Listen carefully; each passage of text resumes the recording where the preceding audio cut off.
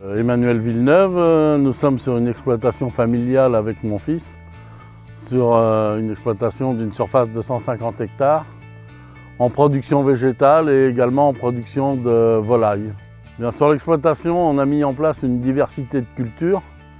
Nous avons 6 ou 7 cultures différentes annuellement, dont un certain nombre de cultures de printemps qui peuvent nécessiter un apport d'eau d'irrigation pour assurer leur production et leur rendement. Cette diversité de cultures nous permet d'avoir des rotations plus longues et par conséquent de mieux maîtriser tout ce qui peut être néfaste à la culture, c'est-à-dire que ce soit les maladies, les insectes ou les mauvaises herbes.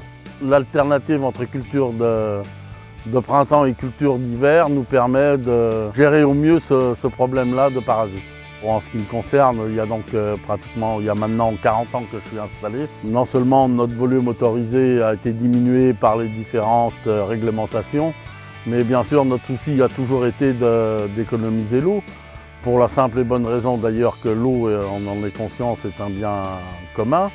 Et d'autre part, plus on en utilise et plus ça nous fait des dépenses. Donc à partir de là, pour la rentabilité, on a tout intérêt à limiter l'irrigation au strict nécessaire des plantes.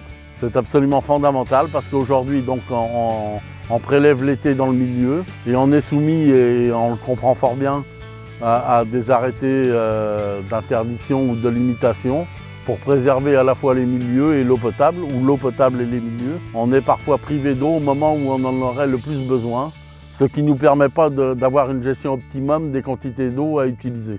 Le fait d'avoir accès aux réserves de substitution, c'est-à-dire d'avoir un volume qui est très modeste pour notre exploitation, puisque c'est un petit volume. Nous savons dès le début de l'année ce que nous pourrons utiliser dans l'année.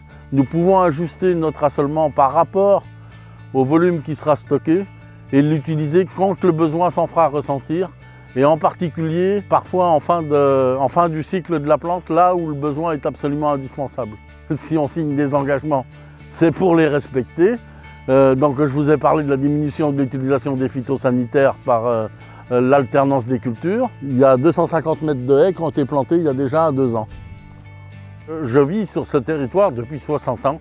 Mes parents y étaient installés avant. On a toujours eu à cœur de préserver ce territoire, on y vit. Mon fils s'installe et va vivre sur ce territoire lui aussi.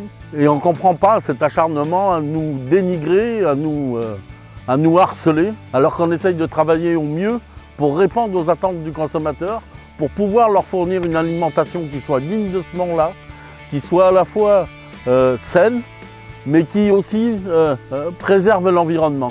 C'est pour avoir une culture locale pour nos élevages de la région qui correspondent aux attentes des consommateurs.